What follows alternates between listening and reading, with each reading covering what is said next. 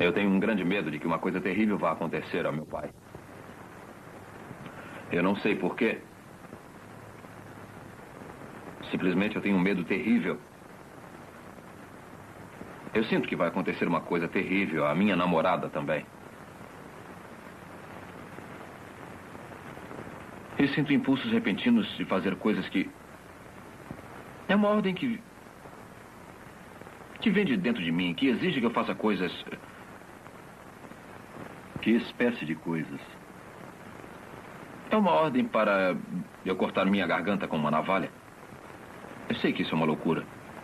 E aí faço alguma coisa que me impeça de agir assim. Paguei minha vida tentando lutar contra essas ideias. Por isso, só há pouco tempo eu terminei o meu curso de Direito. Eu tenho 29 anos e estudei durante 9 anos. Bernard Arthur e Edward Fox em O Homem-Rato, nas vozes de Enio Santos e André Filho. Pesquisa de um caso de neurose obsessiva, conduzida pelo Dr. Sigmund Freud. Versão brasileira, Tecnissom, Rio de Janeiro.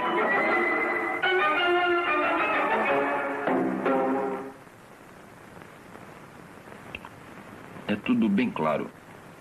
Como se eu ouvisse a minha própria voz. Só que, na verdade, eu não estou falando.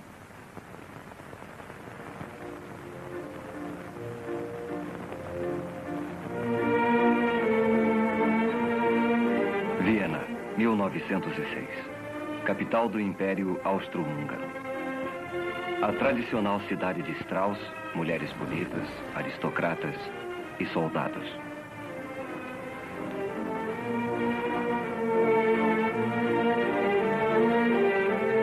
Mas Viena foi também o centro da nova ciência da psicanálise. O Dr. Sigmund Freud, um jovem médico que estudava as doenças mentais, ficara fascinado pelo conceito do inconsciente da mente e como seu funcionamento secreto afeta o nosso dia a dia. A maioria dos pacientes de Freud era formada de vienenses da classe média. Seus problemas e comportamento o levaram a crer que o motivo de tanta debilidade está escondido em nosso inconsciente e que são as experiências reprimidas e esquecidas de nossa infância que formam o inconsciente. Freud, um analista em atividade com 20 anos de experiência, estava com 50 anos. Ainda pesquisava e aprendia com as experiências de seus pacientes. Eu não tenho relações frequentemente, porque não tenho oportunidade. Eu acho as prostitutas repugnantes. Eu sinto que tenho desejo sexual normal, mas não sei como minha vida sexual estacionou. Eu posso lhe perguntar, que idade tinha quando teve a sua primeira relação? 26 anos. Há quanto tempo sofre com essas ideias, sua obsessão? Desde que eu era bem menino. Mas principalmente nesses últimos 4 anos. E o que o fez vir me consultar? Eu ouvi falar do senhor. Foi por isso que vim vê-lo. O paciente era advogado e oficial da reserva do exército austríaco. Embora Freud ainda não tivesse percebido, o homem estava a ponto de sofrer um completo colapso mental. As repetidas ordens que ele dizia receber, seguidas de tentativas para evitá-las, tinham reduzido sua vida a uma série de rituais sem sentido. A visita a Freud foi uma tentativa desesperada de achar a cura. Vamos deixar que o senhor pense no assunto. Amanhã poderá me dar a sua resposta.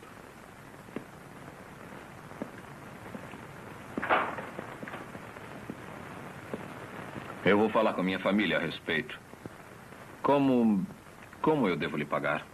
Pode me pagar mensalmente, aos poucos. 70 florins para 70 ratos. Então eu lhe vejo amanhã. Passe bem. Passe bem. Freud não conhecia a extensão da doença do paciente. Mas se o inconsciente é o produto de experiências reprimidas da infância, eram esses acontecimentos esquecidos que Freud teria de revelar.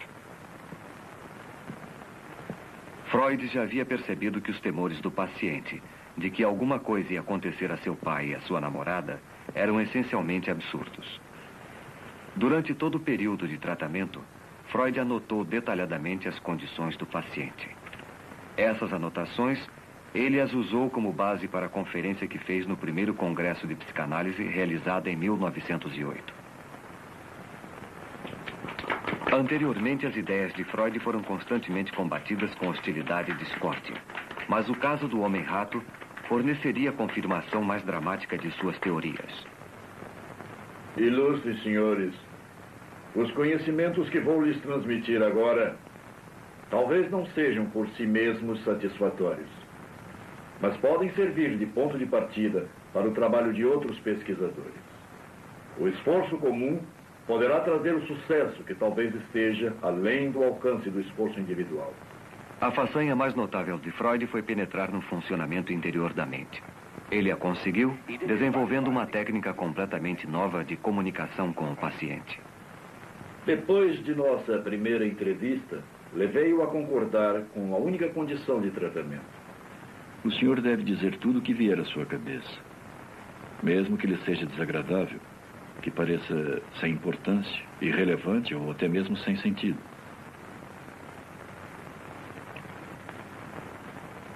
Eu sempre fui atormentado por impulsos criminosos. Eu costumava perguntar aos meus amigos, e ainda pergunto, se eles me desprezam por ser criminoso. Eles me dizem que desde que eu era pequeno eu sempre encarei a vida de modo negativo. Eu não sei porquê. Eu era feliz. Eu era muito amigo do meu pai. Sempre fui, toda a vida. Costumávamos conversar um com o outro sobre tudo. Menos sobre uma coisa. Nós tínhamos em casa uma jovem governanta chamada Senhorita Peter. Essa cena veio à minha cabeça bem distintamente anos mais tarde. Ela usava pouca roupa. Eu estava deitado ao seu lado. Então pedi que ela me deixasse tocá-la. Ela disse que eu podia, sim. Desde que não contasse aquilo para ninguém. Usava muito pouca roupa. E seu corpo me deu a impressão de ser muito estranho. Permitiu que eu tomasse algumas liberdades com ela. E isso me deixou com um desejo atormentador de contemplar o corpo feminino. Eu me lembro de mais coisas que aconteceram depois dos 6 anos. Eu ainda consigo me lembrar com uma intensa excitação. Nós tivemos outra governanta, que também era jovem e muito bonita. Ela costumava tirar a roupa e ficar se admirando no espelho.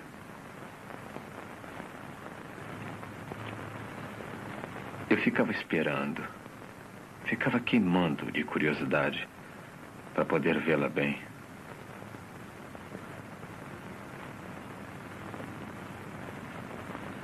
Quando eu tinha 6 anos, já ocorriam comigo as ereções. Eu tenho a sensação de que havia alguma ligação entre elas e a minha curiosidade. E eu tinha a mórbida impressão de que meus pais sabiam o que eu estava pensando. Mas tinha um pressentimento de que, tendo esses pensamentos, alguma coisa terrível iria acontecer. E eu devia fazer tudo o que pudesse para evitar que ela acontecesse.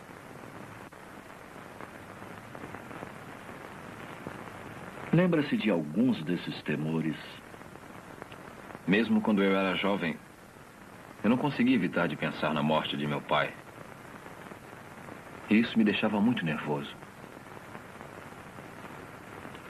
Agora eu ainda tenho esses temores.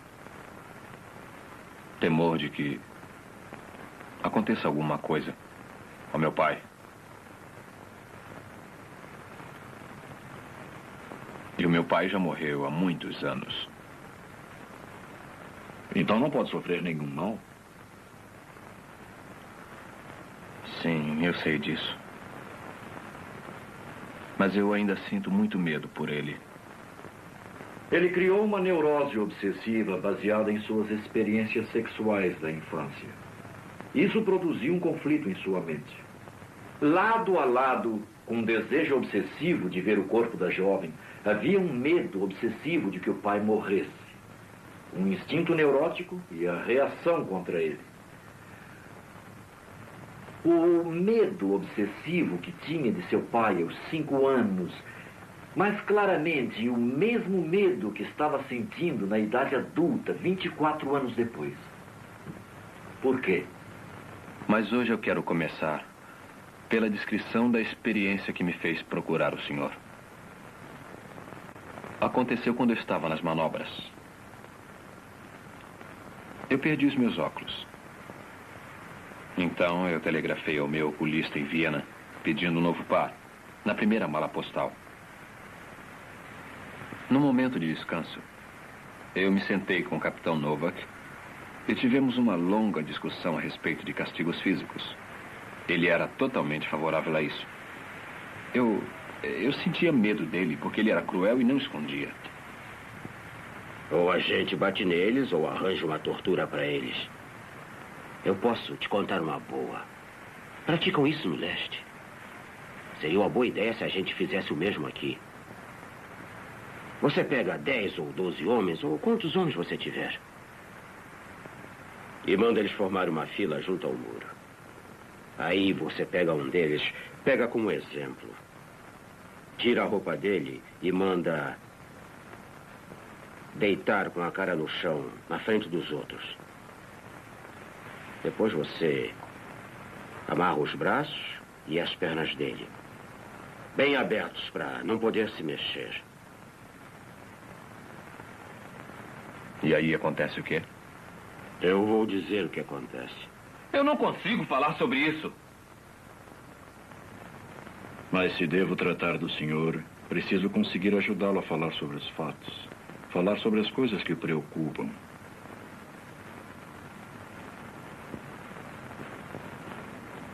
O prisioneiro foi